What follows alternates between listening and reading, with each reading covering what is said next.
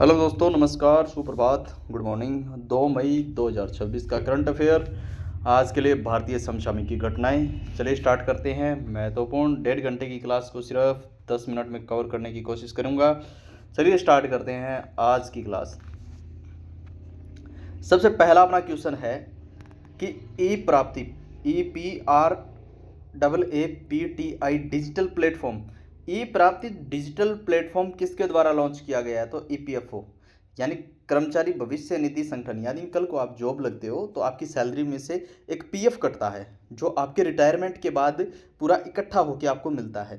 वो किसके द्वारा दिया जाता है? वो कर्मचारी भविष्य निधि संगठन के द्वारा दिया जाता है। उन्होंने क्या किया है? अभी एक ई प्राप्ति नाम से एक प्लेटफॉर्म जारी किया है और उसका उद्देश्य है कि जितने भी अकाउंट बंद पड़े हुए हैं, जो बिना दावे वाले अकाउंट है, उनको रीओपन करें और रीओपन करके उनका जो पैसा है वो सही कैंडिडेट तक पहुंचाया जा सके। ठीक है। इसमें क्या क्या आवश्यकता है कि प्रमाण किसको मानेंगे? तो प्रमाण इसमें आधार कार्ड को दिया जाएगा। आधार कार्ड से व्यक्तिगत पहचान की जाएगी। नेक्स्ट अपना देखते हैं। नेक्स्ट अपना प्रोजेक्ट 17A। Project 17A।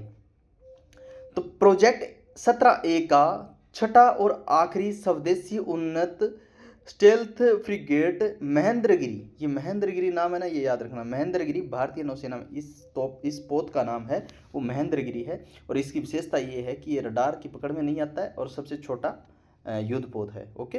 और इसका निर्माण हुआ है मंझगांव डॉक लिमिटेड मुंबई में। और यहाँ पर ही इसे किस में शामिल कर लिया गया? भारतीय नौसेना में शामिल कर लिया गया।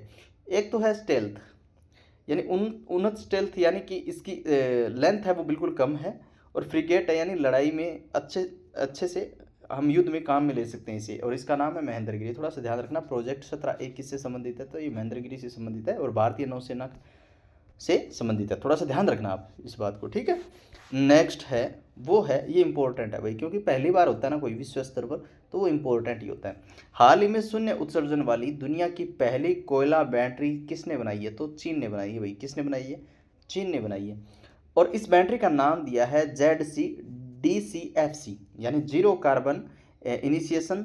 और ये नाम थोड़ा गलत हो गया, इनिशिएशन डायरेक्ट कोयल फ्यूल सेल। डायरेक्ट कोयल फ्यूल सेल ये इसका नाम है। तो डायरेक्ट पूछेगा ZCDFC का संबंध किससे है? तो शून्य उत्सर्जन वाली दुनिया की पहली कोयला बैटरी से है। और किसने बनाई है? चीन ने। ये क्या करती है? ये पहली बात तो कि जो कोयला है वो रासायनिक ऊर्जा को डायरेक्ट विद्युत ऊर्जा में कन्वर्ट करेगा। और दूसरी बात ये है कि इसमें CO2 नहीं निकलेगी भाई। CO2 गैस नहीं निकलेगी, क्योंकि कोयला जलाने से CO2 निकलती है, लेकिन ये CO2 नहीं निकलेगी, इसलिए शून्य उत्सर्जन कहा गया है। ठीक है। थोड़ा सा आप ध्यान रखना इस बात को भी। नेक्स्ट अगला है, ये इंपॉर्टेंट है भाई, ये डायरेक्ट क्वेश्चन उठेगा, देख लेना। विक्रम VT-21 प्रोजेक्ट किसके द्वारा लॉन्च किया गया? तो DRDO द्वारा लॉन्च किया गया है। इसमें 2 बख्तरबंद प्लेटफॉर्म है, मैं आपको दिखा देता हूँ। ये 2 बख्तरबंद प्लेटफॉर्म है। इसमें टायर लगे हुए, एक में चैन लगी हुई है, दोनों ही आप ध्यान से देख सकते हैं। एक में टायर है और एक में चैन लगी है। दोनों का काम क्या है मैं बता देता हूँ। ये उद्देश्य क्या है कि बेहतरीन गतिशीलता और निगरानी के लिए इन्हें बनाया गया है। और ये पानी और स्थल दोनों में चलने में सक्षम होंगे। अभी बने नहीं है, इनका जो प्रोजेक्ट है वो तैयार हो चुका है और इसे लॉन्च कर दिया गया DRDO द्वारा। अभी ये बनेंगे। ठीक है। अभी तो इसका एक एक सैंपल आया तो बनेंगे अभी ये। ठीक है। ये महत्वपूर्ण क्वेश्चन है भाई, यहाँ से क्वेश्चन उठ सकता है। हाल ही में एक रिपोर्ट आई है सांख्यिकी, ये नीचे देखिए आप, सांख्यिकी कार्यक्रम क्रियान्वयन मंत्रालय यानी जिसे हम MOSPI कहते हैं, MOSPI द्वारा भुवनेश्वर उड़ीसा में एक रिपोर्ट जारी की थी। उसमें बताया गया कि भारत में महिला और पुरुष है वो